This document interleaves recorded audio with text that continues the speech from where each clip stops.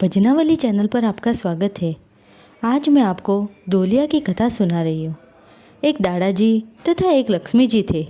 एक बार दादाजी व लक्ष्मी जी के बीच बहस हो गई कि दोनों में से बड़ा कौन है।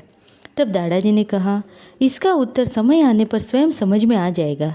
एक दिन दादाजी कुल अर्थात ब्रह्मांड में उदय होने के लिए जाने लगे। तब लक्ष्मी जी ने कहा कि मैं भी साथ में चलूँगी।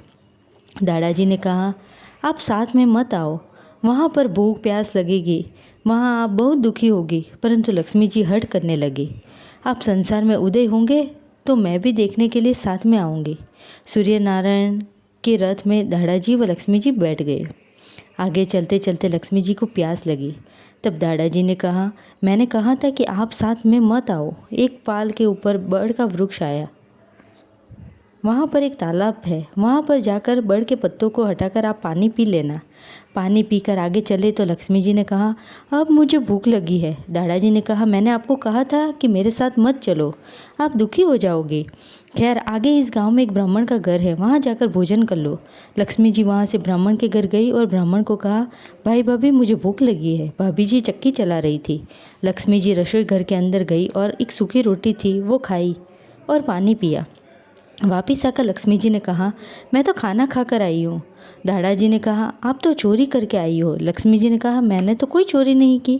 दादाजी ने कहा, आपके पैरों में गेहूं की रूबी है, उसमें दाने गिने तो 6 दाने थे, अतः आपको इसके घर 6 महीने रहना पड़ेगा। लक्ष्मी जी ने कहा, ठीक है, मैं 6 महीने ब्राह्मण के घर रहूँगी, आप मुझे जल्दी लेने आना। दादाजी तो उगने गए और लक्ष्मी जी ब्राह्मण के घर गई। उनके कदम पड़ते ही ब्राह्मण के घर में धन धान्य की वृद्धि होने लगी। एक दिन ब्राह्मण ने गंगा जी जाने का विचार किया तो उसके सातों भाइयों ने कहा कि हम भी साथ में आ सकते हैं, पर हमारे घर पर यह बहन काम करे तो।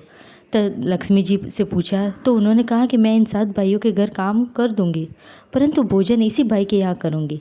इस पर सब भाई राजी हो गए। तब लक्ष्मी जी ने कहा, गंगा जी पर दादाजी भी स्नान के लिए आते हैं, तो उन्हें मेरा संदेशा देना कि 6 माह पूरे होने पर मुझे लेने के लिए आवे। उसके बाद सातों भाई सपरिवार गंगा जी की तीर्थ यात्रा के लिए रवाना हो गए। लक्ष्मी जी सुबह घर के कामकाज करने लगी। सभी भाइयों के घर में धन धान्य की वृद्धि होने लगी। सब भाई यात्रा करके घर लौटे। तब गंगा थाली की गई। तब लक्ष्मी जी ने कहा, मेरे 6 महीने पूरे हो गए, अतः तालाब पाल के ऊपर दादाजी होंगे, उन्हें कहना कि मुझे लेने के लिए आवे। ब्राह्मण ने कहा, भाई जी, आपके आने के बाद घर में अन्न धन लक्ष्मी की प्राप्ति हुई है, अतः आप कुछ दिन और रहे, आपके कपड़े और गहने लेने हैं। लक्ष्मी जी ने कहा, मैं दादाजी को पूछकर आती हूँ, क्योंकि मात्र रूबी के कारण तो मुझे 6 महीने रहना पड़ा। तब पाल पर विराजमान दादाजी ने स्वीकृति दे दी तो ब्राह्मण ने लक्ष्मी जी के लिए कपड़े व गहने लेकर विदाई दी। दादाजी और लक्ष्मी जी पाल के ऊपर आए। लोग कहने लगे, ब्राह्मण का घर गरीब था, परंतु दादाजी वालिया तो लक्ष्मी आई। पिणियारियों ने कहा, दिन लगने पर घर लक्ष्मी जी आवे। दादाजी ने लक्ष्मी जी से पूछो कि बड़ा कौन। लक्ष्मी जी कहने लगी, आप पुरुष बड़ा हो। ब्राह्मण ने तालाब के पाल पर दादाजी का मंदिर बनाया तथा व्रत किया और दाल बाटी का भोग लगाया तथा 10 घोड़नी एक साखिया बनाकर गौरत का उद्यापन किया। अतः आप भी ब्राह्मण की तरह कर्म करें और जिससे आपके घर में भी दादाजी वाली लक्ष्मी जी आ जाए।